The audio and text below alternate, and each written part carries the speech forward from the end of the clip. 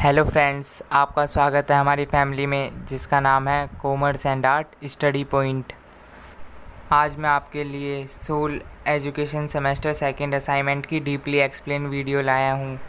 आप इस असाइनमेंट को समझते वक्त अपना असाइनमेंट अपने पास ही रखिएगा, क्योंकि मैं उसी असाइनमेंट में से आपको समझाने वाला हूँ। तो फिर चलिए दोस्तों, वीडियो को शुरू करते हैं। ये हमारा एजुकेशन का सेकंड क्वेश्चन है। इसमें दे रखा है, एरिक्सन द्वारा प्रतिपादित मनोसामाजिक विकास के सिद्धांत की प्रत्येक द्वंद्व स्थिति को दैनिक जीवन में उपलब्ध उदाहरणों के द्वारा स्पष्ट करें। आप अपने आप को किस स्टेज में रखते हैं और क्यों? अगर आप डीपली एक्सप्लेन की वीडियो ये पहली बार देख रहे हैं तो मैं आपको बता दूं कि मैंने पहले भी सेमेस्टर फर्स्ट की वीडियो बना रखी है एजुकेशन की, आप पहले उसे जाकर देख लें। इस वाले क्वेश्चन को भी मैं अलग अलग पार्ट में डिवाइड करूंगा, जैसा कि मैंने पिछली वीडियो में करा था। इसमें हमारा पहला पार्ट होगा, एरिक्सन द्वारा प्रतिपादित मनोसामाजिक विकास के सिद्धांत की प्रत्येक द्वंद्व स्थिति को दैनिक जीवन में उपलब्ध उदाहरणों के द्वारा स्पष्ट करें। और हमारा सेकंड होगा, आप अपने आप को किस स्टेज में रखते हैं और क्यों? तो फिर चलिए दोस्तों, इसके आंसर की तरफ चलते हैं। हमारे क्वेश्चन का जो पहला पार्ट था उसमें हमें एक वैज्ञानिक का नाम दे रखा था जिनका नाम था एरिक्सन। अगर हमें किसी भी क्वेश्चन में किसी वैज्ञानिक का नाम दे रखा हो और हम असाइनमेंट बना रहे हो तो हमें पहले उस वैज्ञानिक के बारे में थोड़ा बहुत बताना पड़ता है, जैसे कि मैंने इसमें नीचे बता रखा है। अगर दोस्तों यही क्वेश्चन पेपर में आता तो सिर्फ आप एरिक्सन के सिद्धांत के बारे में बताते, उनके बारे में आप कुछ भी नहीं बताते। दोस्तों आप ऊपर का पढ़ सकते हैं, उसमें इतना कुछ खास नहीं है। मैं एरिक्सन का क्या मानना था आपको ये बताता हूँ। एरिक्सन का मानना है, इतिहास की कोई बुरी या अच्छी घटना किसी व्यक्ति के पूरे व्यक्तित्व के विकास को प्रभावित नहीं कर सकती। व्यक्ति अपने पूरे जीवन के दौरान कुछ महत्वपूर्ण अवस्थाएं जीता है। उन अवस्थाओं में उनका व्यवहार और उपलब्धियां ही उनके व्यक्तित्व को आकार देती हैं। यानी दोस्तों एरिक्सन का मानना यह था कि कोई भी जीवन की घटना किसी मनुष्य का आखिरी समय नहीं होता, वो अलग अलग अवस्थाएं जीता है, उसी में ही उसकी उपलब्धियां उसके व्यक्तित्व को आकार देती हैं। दोस्तों अब हम आते हैं एरिक्सन का एपिजेनेटिक सिद्धांत। दोस्तों जो इस सिद्धांत की धारणा थी वो थी कि व्यक्ति का पूर्ण विकास उसके जीवन की कुल 8 अवस्थाओं में बांटकर समझा जा सकता है। इन अवस्थाओं को एरिक्सन ने आयु के आधार पर बांटकर सिद्धांत की व्याख्या प्रस्तुत की। एरिक्सन ने मानव विकास की इन सभी अवस्थाओं को स्थायी और अनम्य माना। अनम्य का मतलब है दोस्तों ना बदलने वाला।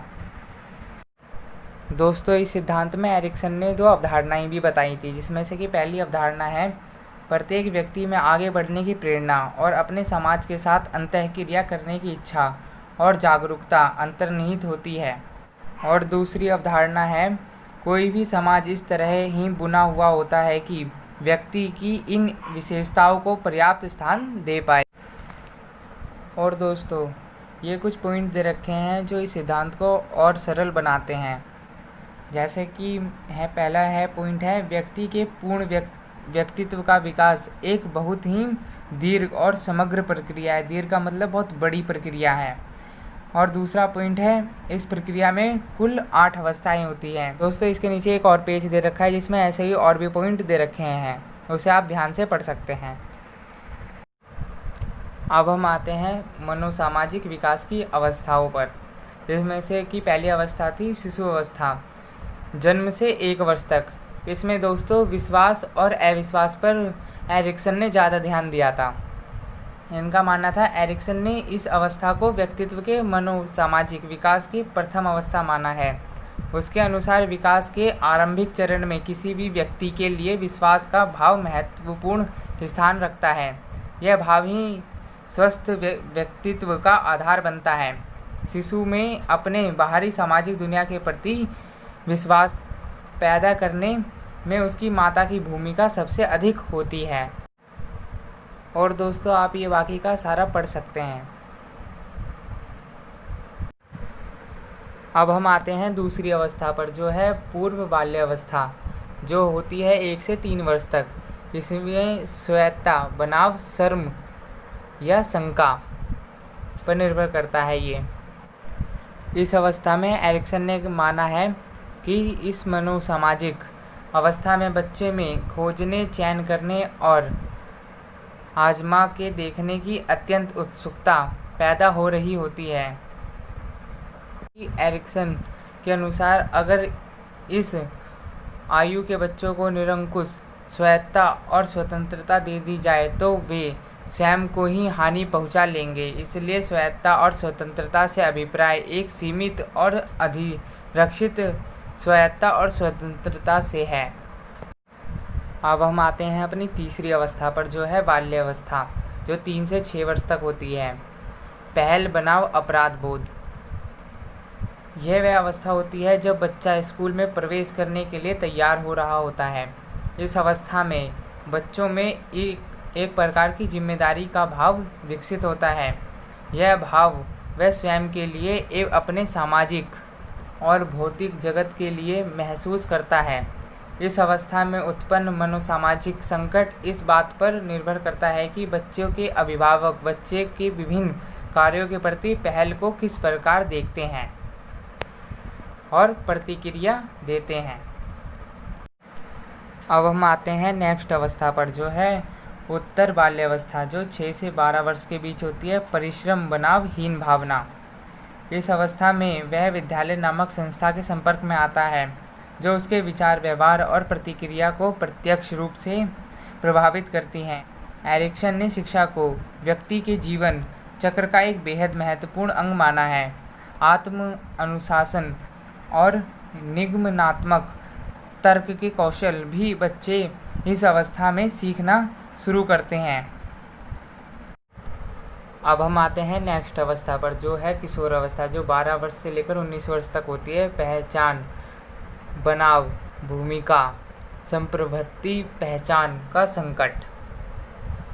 इस अवस्था में व्यक्ति ना तो बच्चा ही रहता है और ना ही युवा होता है, इसलिए वह दोनों अवस्थाओं की भूमिकाओं और सामाजिक अपेक्षाओं से घिर जाता है। इस अवस्था की विविध चुनौतियों के कारण एरिक्सन ने इस अवस्था पर सर्वाधिक ध्यान दिया है। इस अवस्था में एक किशोर के समक्ष एक नवीन मनोसामाजिक आयाम प्रस्तुत होता है। एरिक्सन इसे असमिकता कहते हैं। यह इस अवस्था का एक सकारात्मक छोर है। वह इस अवस्था के दौरान तीव्र गति से हो रहे विभिन्न शारीरिक और मानसिक परिवर्तन से भी गुजर रहा होता है। उसके समक्ष विभिन्न सामाजिक अपेक्षाओं को पूरा करने का दबाव भी होता है। अब हम आते हैं नेक्स्ट अवस्था पर, जो होती है 20 से 40 वर्ष तक। आत्मीयता बनाम अलगाव। यह वह अवस्था होती है जिसमें व्यक्ति विवाह, आरंभिक पारिवारिक जीवन और व्यवसाय में प्रवेश कर रहा होता है। इस मनोसामाजिक अवस्था के सकारात्मक छोर पर आत्मीयता का भाव होता है तो नकारात्मक छोर पर अलगाव का भाव होता है। और बाकी का दोस्तों ये आप पढ़ सकते हैं, इसमें कुछ इतना खास है नहीं। अब हम आते हैं नेक्स्ट अवस्था पर, जो होती है 40 से 65 वर्ष की उम्र में। उत्पादकता बनाम स्थिरता या ठहराव। इस अवस्था को व्यक्ति के जीवन का मध्यम काल कहा जाता है। यह अवस्था व्यक्तित्व के दो मनोसामाजिक छोरों के मध्य में स्थित है। इसके सकारात्मक छोर पर उत्पादकता का गुण है तो नकारात्मक छोर पर स्थिरता का गुण है। व्यक्ति सिर्फ अगली पीढ़ी के कल्याण के लिए कार्य को करना शुरू नहीं करता, अपितु वह उस समाज के लिए भी काम करता है जिसमें अगली पीढ़ी रहने वाली है। और दोस्तों आप इसके आगे का खुद पढ़ सकते हैं। अब हम आते हैं आखिरी अवस्था पर, जो होती है 65 वर्ष से लेकर मृत्यु तक। संपूर्णता बनाम निराशा। इस अवस्था में व्यक्ति अपने पूरे जीवन का आकलन करता है। वह हर उस निर्णय के विषय में सोचता है जो उसने अपने जीवन के विभिन्न अवस्थाओं में लिए। यह अवस्था बुढ़ापे की अवस्था होती है। इस अवस्था का महत्वपूर्ण पक्ष यह है कि व्यक्ति का ध्यान भविष्य की अपेक्षा इतिहास की तरफ उन्मुख होता है। इस अवस्था में वह कोई नई मनोसामाजिक त्रासदी का सामना नहीं करता, अपितु वह पिछली अवस्थाओं की चुनौतियों, उपलब्धियों और असफलताओं का विश्लेषण और मूल्यांकन करता है।